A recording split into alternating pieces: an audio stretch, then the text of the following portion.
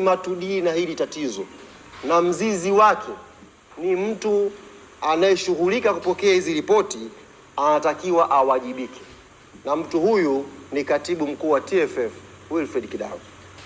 Sasa kwenye barua yetu haya matatu nilowatajia, ndugu zangu waandishi wa habari: la kwanza, kuvunjwa kwa kamati ya usimamizi na uendeshaji wa bodi ya ligi; namba 2, kujiuzulu kwa afisa mtendaji mkuu wa bodi; namba 3, kujiuzulu kwa katibu mkuu wa TFF. Haya matatu, na kwa barua yetu tumeelekeza haya matatu yakifanyiwa kazi, haya matatu ni matakwa ya muda mfupi, tutakuwa tayari kupeleka timu.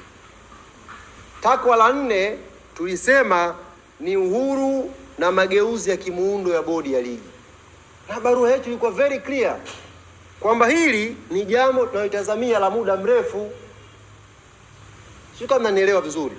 Hii ni jambo la muda mrefu. Next season huko tunaweza sasa kuanza kufikiria kuwa na bodi huru inayojitegemea, na ndiyo standard za dunia, kuwa na bodi huru inayojitegemea.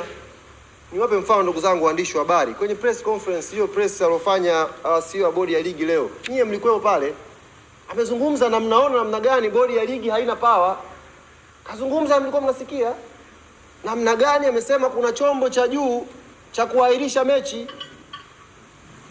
namna gani amezungumza kuonyesha bodi ya ligi haina decision zake. Sasa sisi hii tulitoa kama pendekezo ya next season, sio kwenye kusolve issue ya Kariakoo Derby. Ieleweke vizuri na asipotoshe mtu hapa. Maana nimeona CEO wa bodi ya ligi amepiki huo kama mfano, kama mapendekezo ya Yanga ni ya muda mrefu, kwa mfano muundo wa bodi ya ligi. La kuondoka yeye hajasema. Yeye kapiki kwamba bwana mapendekezo ya Yanga ameyaleta, ukiyatazama mengi ni ya muda mrefu, hatuwezi kuyashughulikia hapa, si iende wapi. Matatu ya muda mfupi tumeainisha, na barua yetu ilikuwa very clear kwake yeye. Hakuna muda mrefu, very clear, ni ya muda mfupi. Tumewakilisha na tumeeleza. Kwa hiyo tunafikiri haya matatu yakifanywa kazi, haya mbungi itapigwa.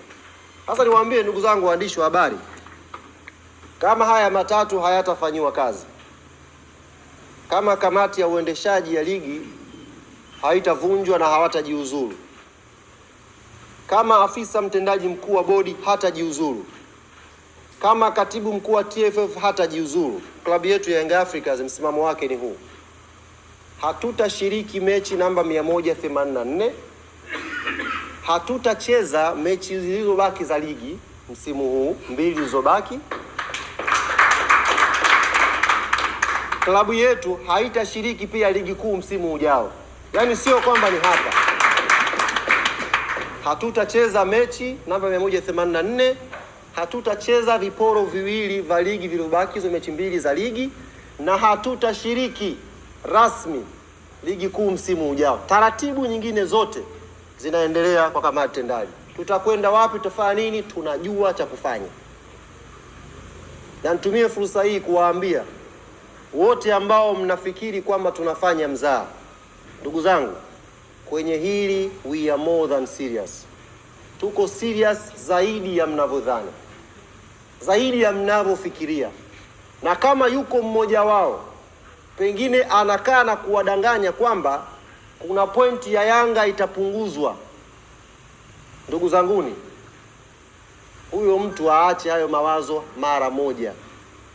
Hakuna pointi ya Yanga itaguswa, na kama yuko mwanaume kugusa hiyo pointi, aguse, aone nguvu ya wananchi inazungumzaje. Kama yuko huyo mtu ambaye anawaambia punguzeni pointi hapa, aguse na ajaribu kugusa hata nusu pointi. Hiyo pointi 15 mbali, nusu pointi aguse, alafu ataiona nguvu ya wananchi inazungumzaje. Hizi pointi 73 ndugu zangu tumezipata kwa jasho sana. Haikuwa rahisi Yanga kuwa kinara wa ligi sasa hivi.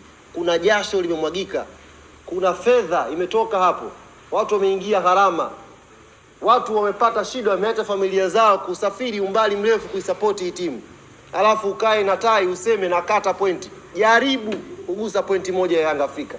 Jaribu.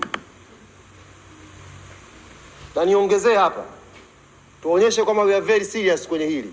Nimeona leo imetoka taarifa finali ya kombe la shirikisho la CRDB tarehe 28 Zanzibar. niambie ofisi ya katibu mkuu wa TFF na tuwaambie wenye mashindano haya benki ya CRDB, klabu ya Yanga haitacheza mchezo huo wa fainali kama hatujalipwa pesa yetu ya ubingwa msimu uliopita. Tuko very clear. Mpaka maana tumeleana kwa muda mrefu hapa. Kama hatujalipwa deni letu, haki yetu ya ubingwa ya kombe la shirikisho la CRDB msimu uliopita, Yanga haitacheza hiyo mechi, na huko pia hatuchezi.